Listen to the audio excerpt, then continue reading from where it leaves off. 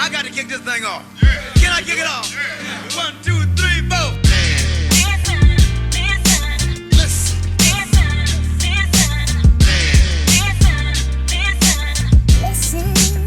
Ladies and gentlemen, listen.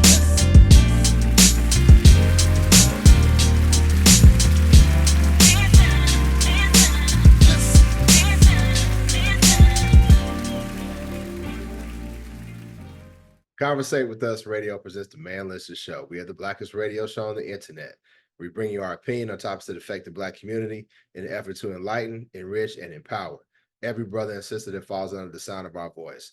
We operate on a no-hating frequency, so be prepared for us to keep it 100% real and 100% Black all the time. Please follow the show on Facebook, Instagram, and X at Manlistens Show. You can subscribe to our show on YouTube. Click that bell icon so you'll be notified when we have a new show. Make sure you leave a comment and make sure you tell everybody about the blackest radio show on the internet, the Manlistens Show. I'm your host, Mark B. Let's bring the crew in. Shout out to C. So, hey, WNBA just had its draft. Not to anybody's surprise, nclark went number 1.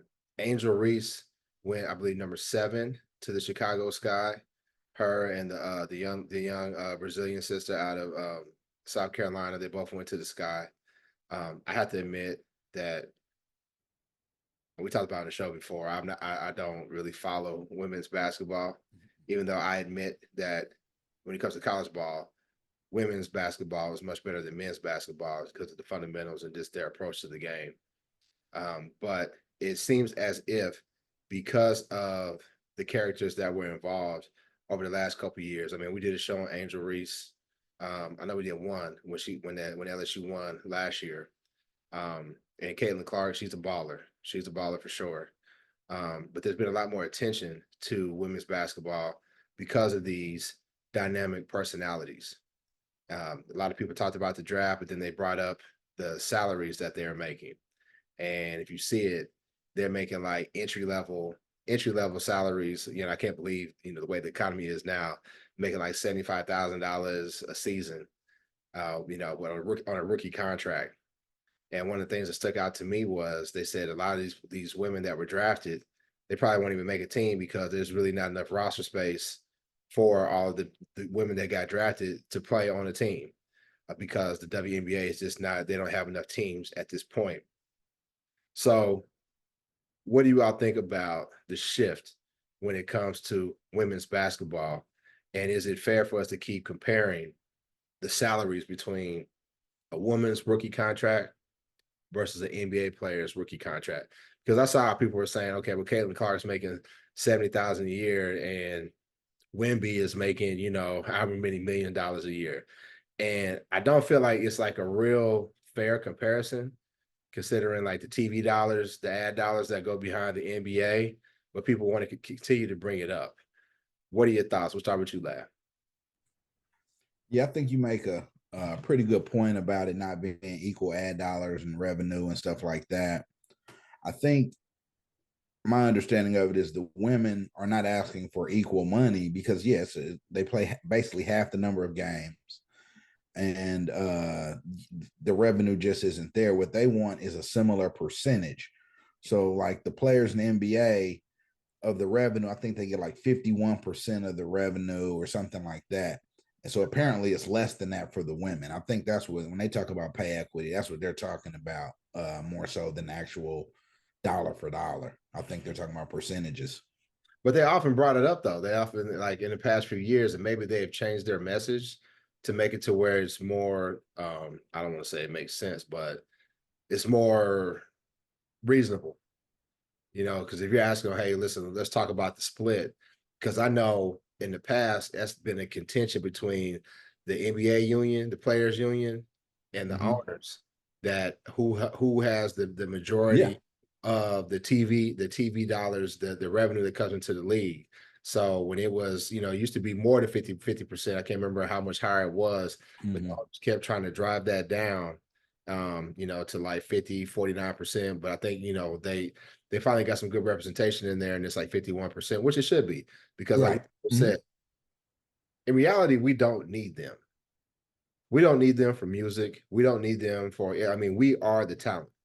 We are the talent.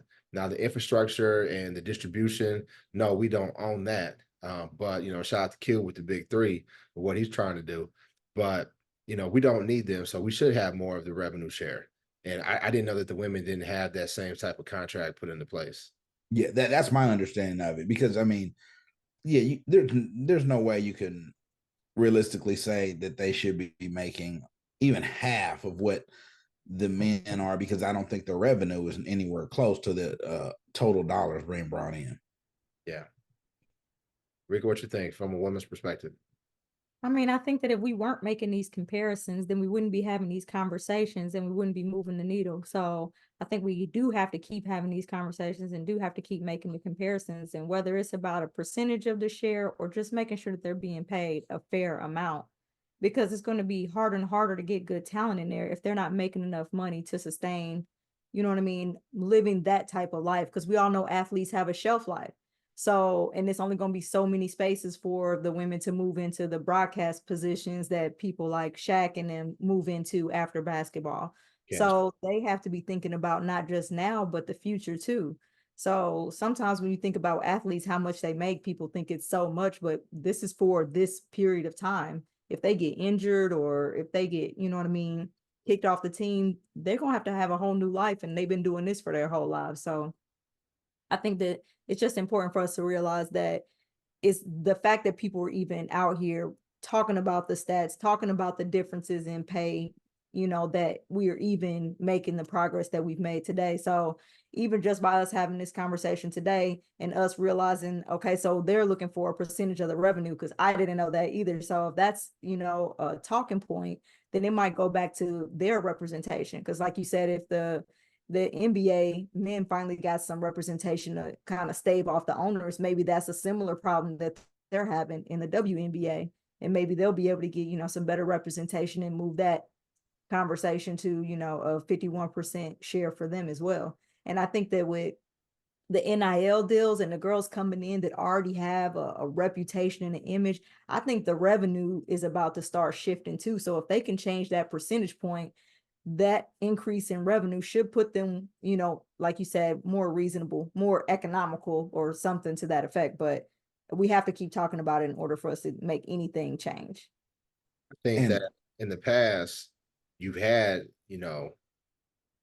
very talented women playing college ball and transfer and, transition into the WNBA. But the money's just not there.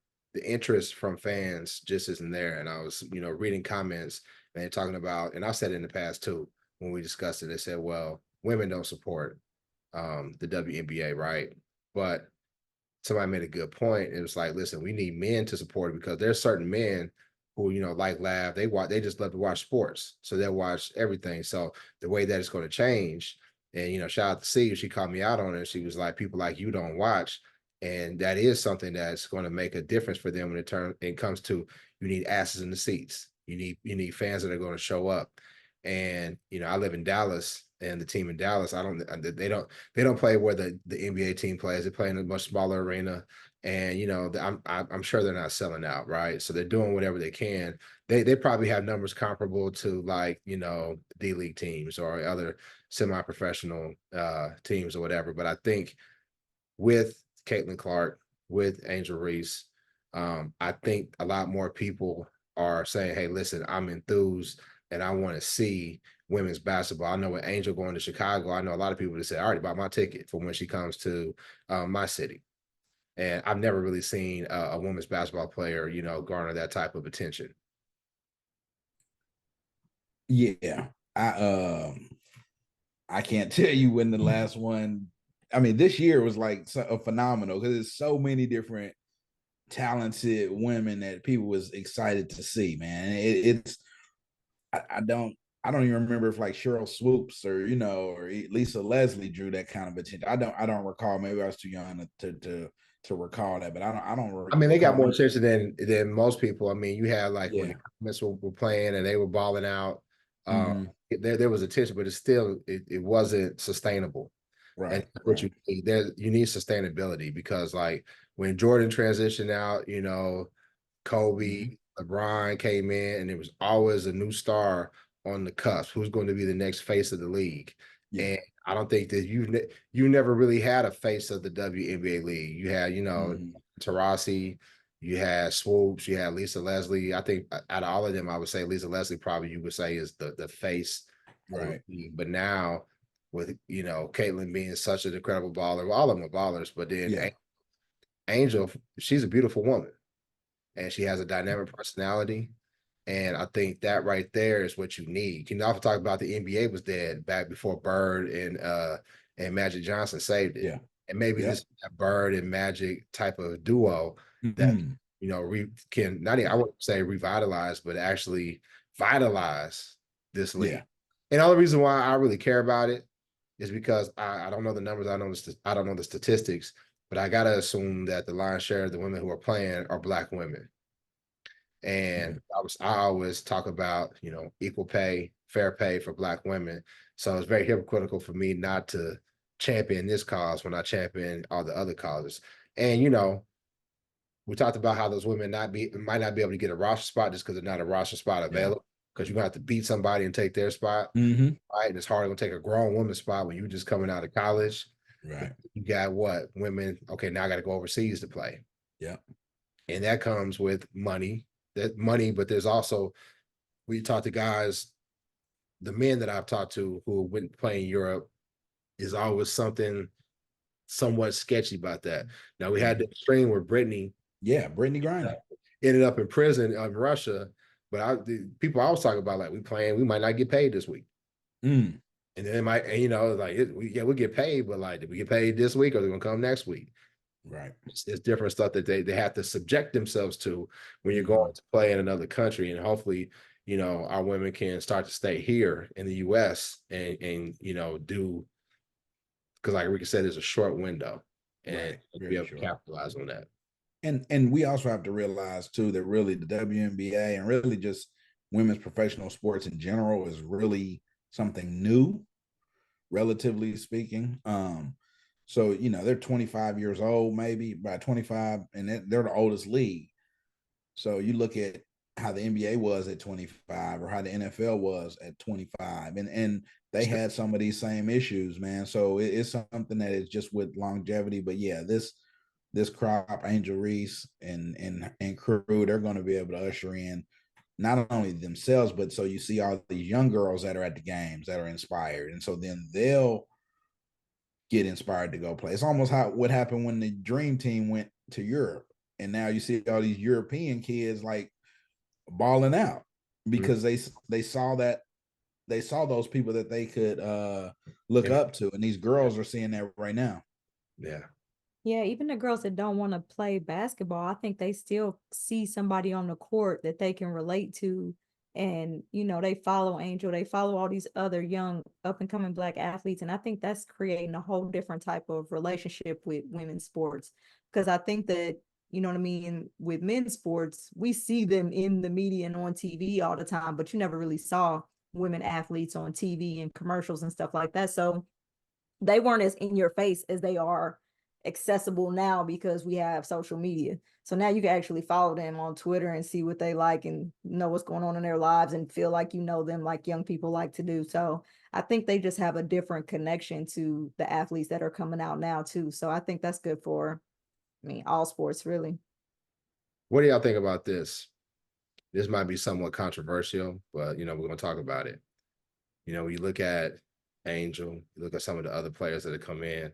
I saw where they show the young women how they were dressed for the draft, and there's a lot more sex appeal in how they were dressed. And most basketball players I know from my era,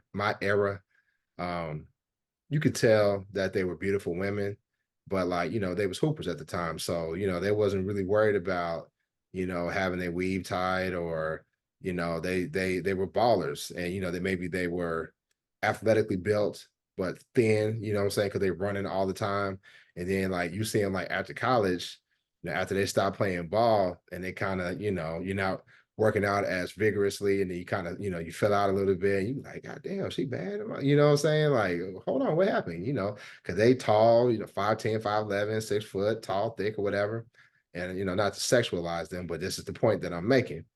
Yeah, I'm sexualizing them. But do you think that is contributing?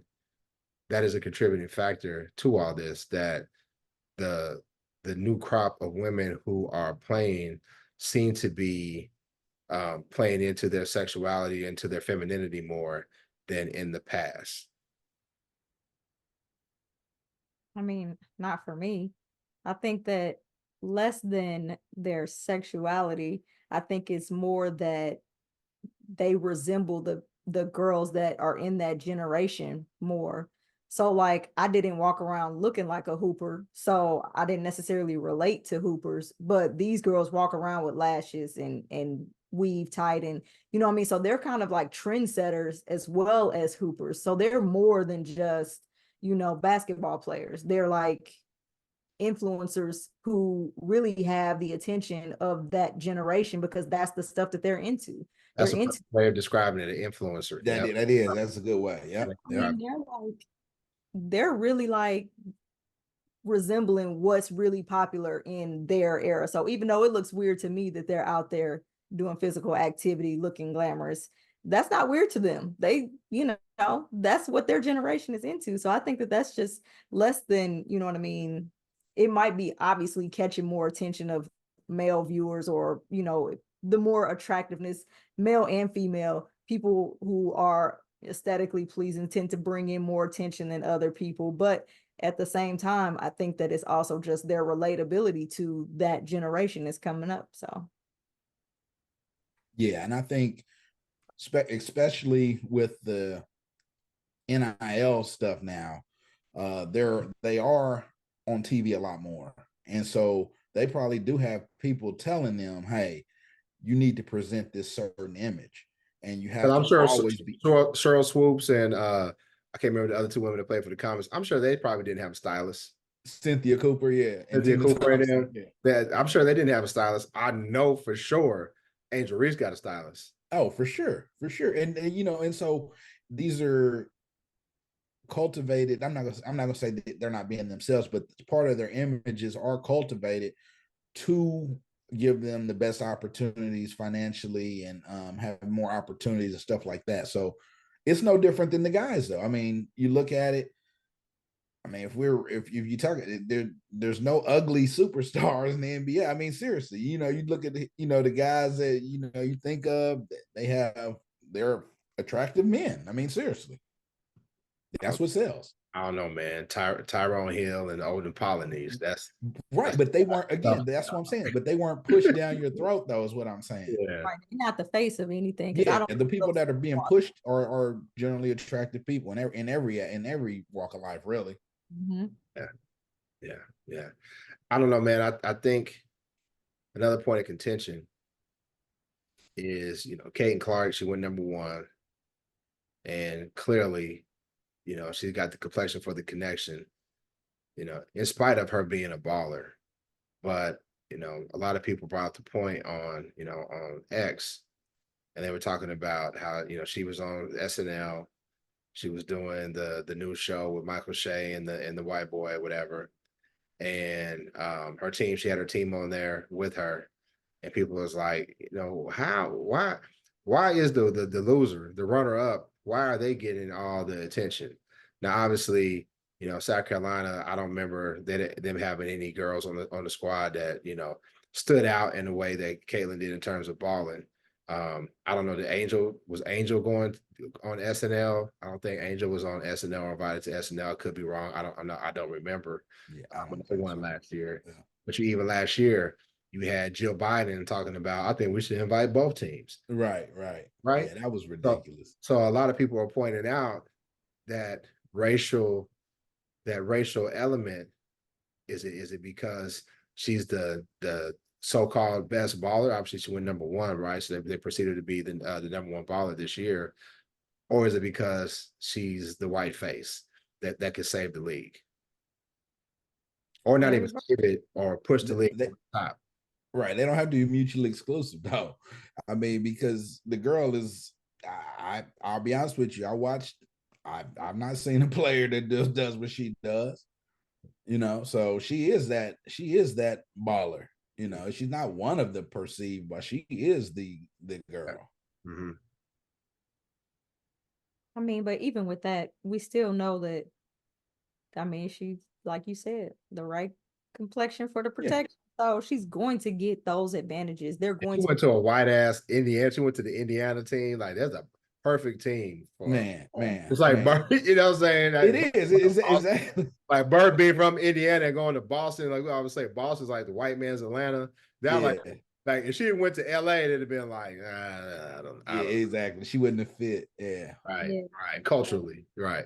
Yeah, culturally, yeah. But I think that's one of the things that I think, like Lav said, she's got the skills to back it up though. So I think it's a little unfair to undermine her going number one just because we know whether she had the skills or not, she probably still would have went number one. But because she does have the skills, I think she deserves the respect. But I think that a lot of But times, hold on, that's not what I'm saying. I'm not saying that she didn't deserve to be number one draft pick. I would never say that because obviously everybody that watched her play gave her credit. But what I'm saying is, how is she on SNL and you lost the championship? right? But don't teams pick based on who they think fits into their program too? I mean, because Follow me. Oh, she talking about the draft. Yeah. So Indiana just Yeah. But again, Indiana's I'm not the talking one about the seed. draft. I'm talking about the TV and everything that goes along outside of the draft and basketball. Anything that she earns in basketball, I can't dispute it. You know, Right. championship. But how you on TV? How you on SNL and you lost? I mean, but she the number one draft pick. So don't the Right. two Yeah. things I kind mean, of go together? it's a team sport, true. You win championships as a team, but as we just talked about, basketball is probably the one sport where you have one dynamic personality that can just overwhelm every aspect of a team, of a winning team. You can have that one person that's so dynamic, that may not necessarily be on the winning team, but they're going to garner the attention. I mean, that it happens all the time Yeah, I'm in sure the Jordan, NBA level. won or not, Yeah. people still wanted him on the show because he was Jordan. Say it again. Start over. Say it again. You was talking about laptop. All right, I said even like Jordan, like whether his team won or not, I'm sure people still wanted him on their show because he's gonna bring in numbers. Because I mean, Jordan fans are die hard, so I think that she has a sufficient fan base that it's worth putting her on the show because she's going to draw a crowd. I don't know. I think we overestimate. She may be able to bring in white women. I don't think she's gonna bring in white men because just like Hillary was the most qualified candidate when she ran against Trump, um, racism goes back to the inception of this country, but sexism is a close second. Mm-hmm. And I just, while they were playing against those black girls in college, yeah, everybody was rooting for her. And I'm gonna go ahead and call it out. It was a racial dynamic to it. People didn't want to say, but I would be curious to see how much of that fan base that she had in college, how much of that follows her to Indiana, and how much of that's going to be white men. Those white men who basically pay the dollars because Well, all their games are sold out. Okay. And on the road. I mean, they said on the road, the teams are moving their games to bigger arenas when she comes to town already. Then that does it right there. That answers the question. Yeah. That answers the question. I wonder if Angel's getting the same love. I know she is from brothers and sisters because I know people that say, I already bought my ticket. I already bought my ticket to come see her. So maybe what we talked about right there, they have the names, the personalities, and then more importantly, the skill set that can help the league and make it to where they have a better ground to stand on when it comes to talking about why they should be paid more fairly. Yeah. I think people like a good rivalry too.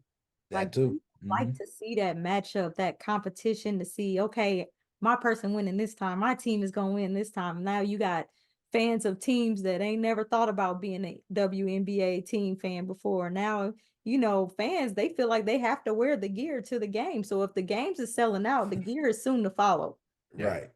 Yeah. They said her jersey sold out yesterday online already. But this the thing. I'm gonna tell you how her fans are gonna follow her, because guess what? Iowa ain't never gonna be good at basketball again. So they ain't gonna be up against South Carolina. They gonna, you know what I'm saying? You're gonna have South Carolina back, you know, full of sisters. You know, they have USC, Juju Watkins, UConn, who always Tennessee, the same schools. And so them people that was rooting on Caitlin, the Juju might be Midwesterners. the one though, dude. Yeah, no, Juju was yeah. I like Juju. Yeah. Juju might be the one for real. Yeah. Because she got the skill set and the looks.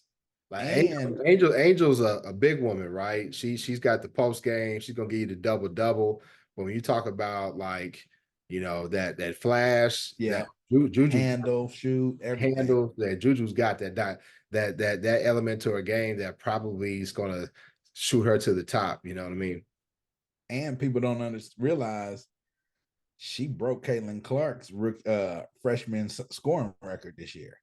Yeah. So she got more points than so if she stays, she might mess around and break all these Caitlin Clark records. And then that's when it will get interesting to see if she's breaking these records. Let's see what the viewership is for USC. So yeah, for sure. Well, man, listen, I hope for the best for all of the women that are involved. We often talk about Black empowerment and improving the condition of Black people. And I've always said that starts with, you know, equal pay. We talk about bridging the wealth gap.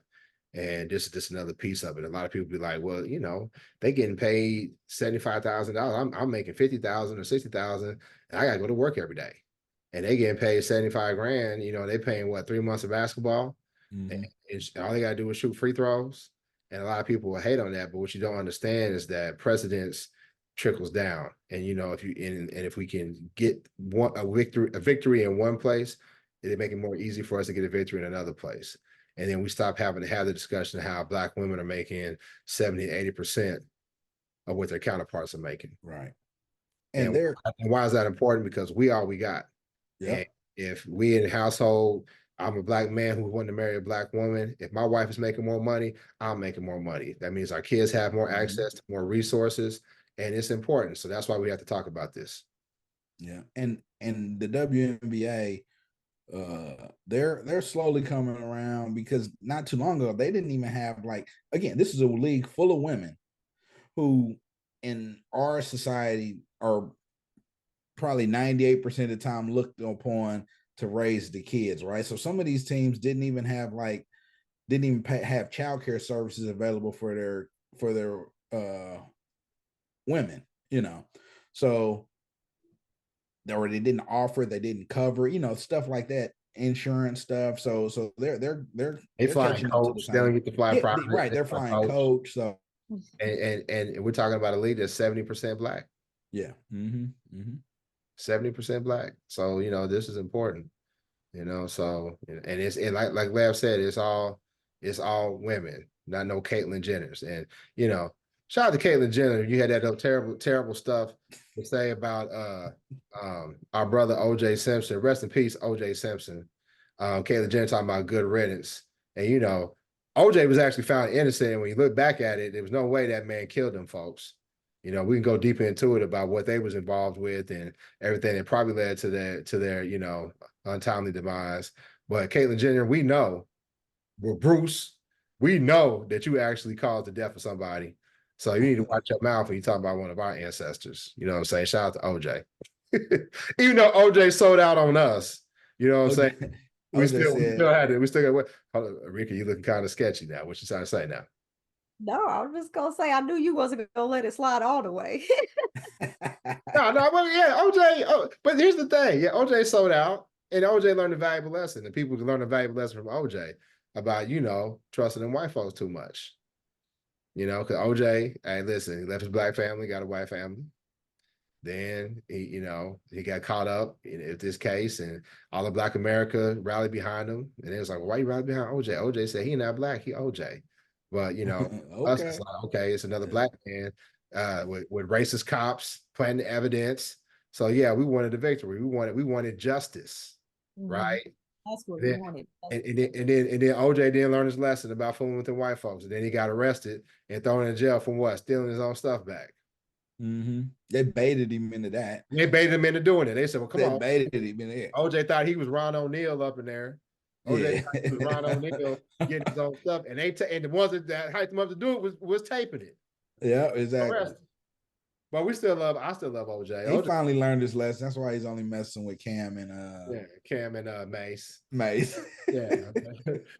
You saw the clip where OJ was like, he said, I don't know, I didn't hang with Bruce. He says he's a white woman. He said maybe he's on to something. Women live longer than men. Nah, OJ was OJ was hilarious, man. OJ was hilarious. Yes, man. Yeah, he got out of jail, and he was at the club with all the white girls talking about, I love my life. This dude wrote a book and said, if I did it. Right. If I did it. Come on, man. You see, he did that skit on that one lady who he did an interview with, and he was just like, he came to her dressing room with a knife. I feel like he was I'm like, sir. But I talked to this old white dude from LA, and they said, it was like, man, everybody in LA know OJ didn't do that. Mm. Like, and if you look back at the evidence outside of Mark Furman being racist and planting evidence and stuff, there's no way OJ 47. I think he was 47. He's 47 or 48 at the time. Basically, he's my age now. Had a long career in the NFL, two shot knees and all this stuff. And he goes and he murders a 26-year-old bodybuilding type dude, his wife at the same time, and gets back. And they said whoever the dude put up a hell of a damn fight. OJ light skinned like y'all, didn't have no bruises on his body. Right? They had no bruises on his body. And we were supposed to believe that he did it. He jumping over fences, dog. Jumping over fences. No cuts on his body or nothing. Said the glove was like medium size. OJ wearing 2X gloves. Come on, man. Yeah. Well, They think got black people like Mark Lamont Hill talking about OJ got away with murder. Man, if you don't shut up with your little stupid ass, you know what I'm saying? I'm gonna say something different.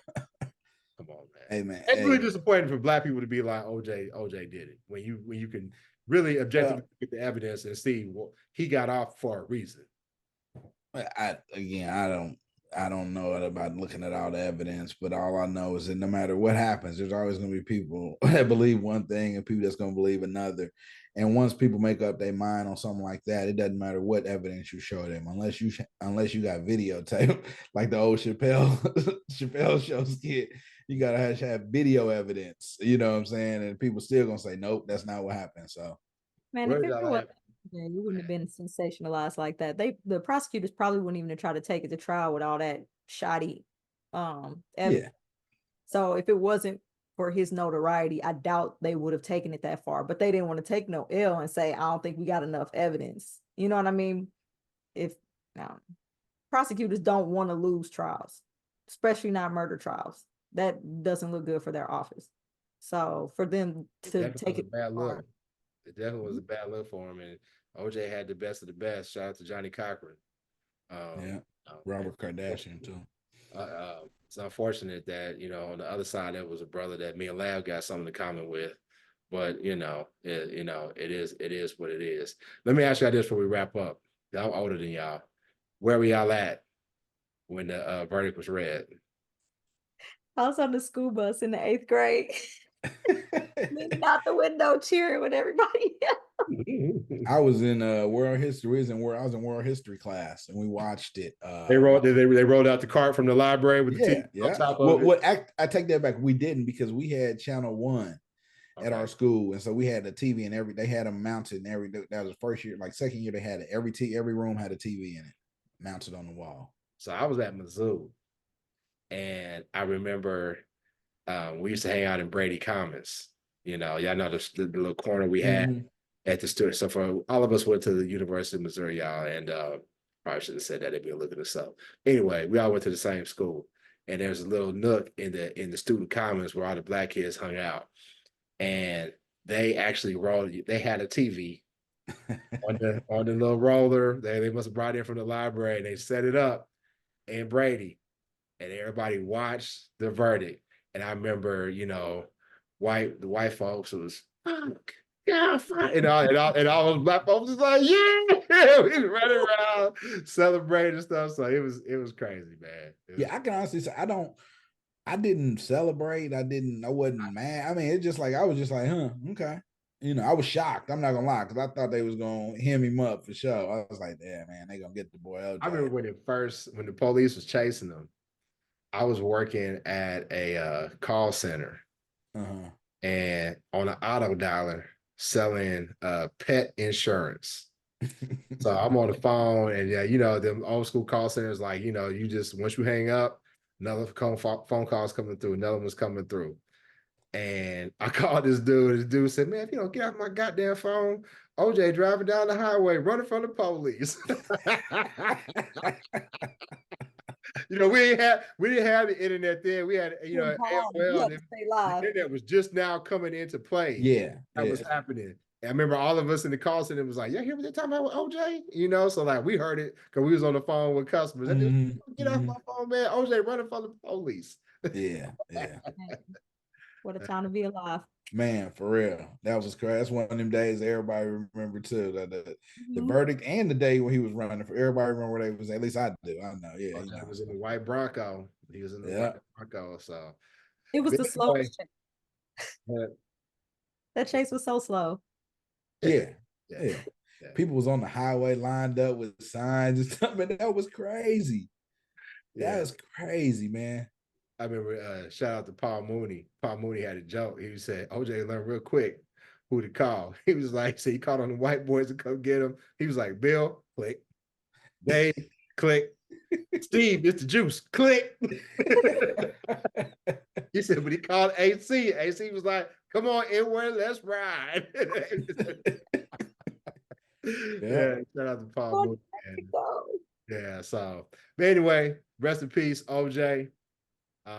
Honestly, God knows the truth. You know, there's a lot of funny memes and stuff put out about it, but I believe you, man. I don't think you did it. So, but anyway, I think we talked about it enough. Follow us on Facebook, Instagram, and Twitter at Man Listen Show. Go to our Instagram, go to the link in our bio, buy our books, buy Rika's book, buy my book, buy some gear, support the show. Shout out to the people who just recently bought some gear from us. We appreciate y'all. Click the bell icon so you can be notified of the show. We'll catch you next time. Peace. The juice is loose.